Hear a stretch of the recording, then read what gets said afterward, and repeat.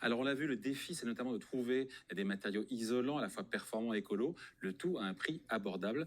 Justement, la végétalisation de nos toits est, vous allez le voir, une piste assez intéressante. Végétaliser, oui, mais pas avec n'importe quel végétaux. Bonjour Émilie. Bonjour David. Alors, une société lilloise a découvert les pouvoirs insoupçonnés de la mousse. Et oui, alors Power in Moss porte bien son nom. Lorsqu'elle voit le jour en 2019, elle veut se rendre utile et elle veut participer à la végétalisation de nos villes pour que la nature y reprenne ses droits et puis pour aider à lutter contre le réchauffement climatique et ces fameux îlots de chaleur, vous savez. Et ça tombe bien, car depuis la loi climat, le bâti végétalisé a le vent en poupe. Je vous rappelle que les nouvelles constructions de plus de 500 mètres carrés, notamment dans le tertiaire, doivent installer des toitures végétalisées. Mais là, on parle de la construction, quid de la rénovation? Oui, alors c'est vrai que pour l'instant, ça ne concerne quasiment que le neuf. Donc le défi aujourd'hui, c'est de s'attaquer aux logements existants. Et ça tombe bien qu'à Power of Moss propose des solutions aussi bien pour, on va dire, des abris de jardin que des extensions de maisons ou encore des immeubles de 15 étages. Bon, revenons à notre mousse. De quoi on parle au juste? Alors on parle de bryophyte. Alors la bryophyte, c'est la première plante apparue sur Terre, sorte de croisement entre le champignon et l'algue. Et nous la connaissons tous puisqu'il s'agit de la fameuse mousse, vous savez, qui prolifère dans nos forêts ou dans nos jardins et qu'on cherche le plus souvent à éliminer. Et pourtant, elle a plein de qualités, elle est hyper résistante.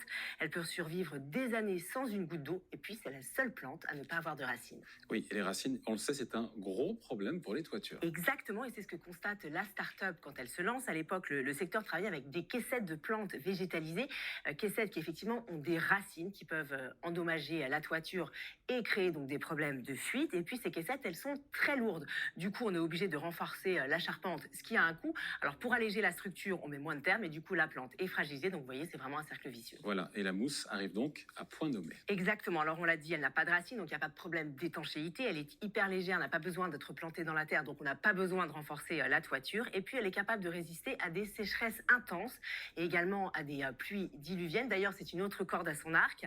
Elle a un pouvoir drainant, ce qui évidemment est hyper utile pour réguler, vous savez, ces fortes pluies qui s'abattent désormais sur nos villes et qui ne parviennent plus à s'infiltrer parce qu'on a trop artificialisé nos sols. Donc cette mousse coche toutes les cases.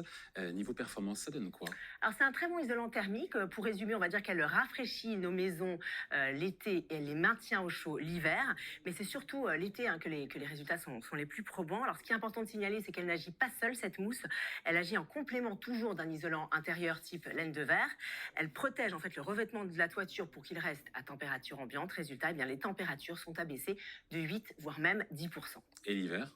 Alors l'hiver, l'impact il est un petit peu plus faible. Le gain d'isolation il va être de 1 à 3%.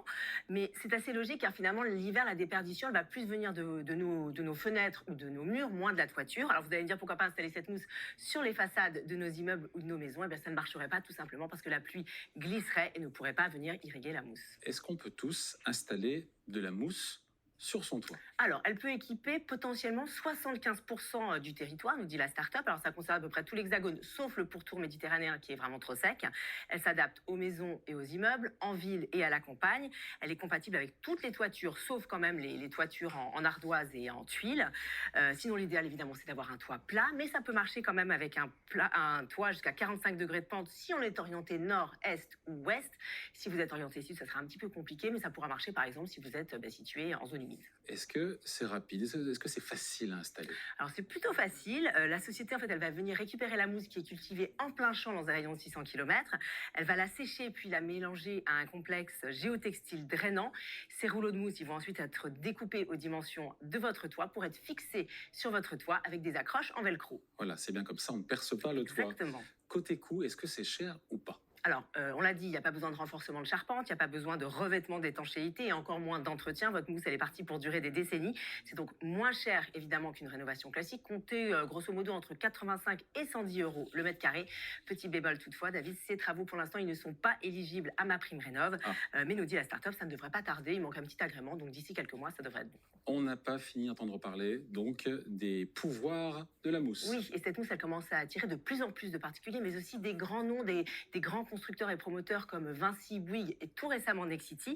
Bref, la révolution mousse est en marche et on peut dire qu'elle sera bien utile si on veut respecter nos engagements et atteindre la neutralité carbone d'ici 2050. Absolument. Merci Émilie. Merci David.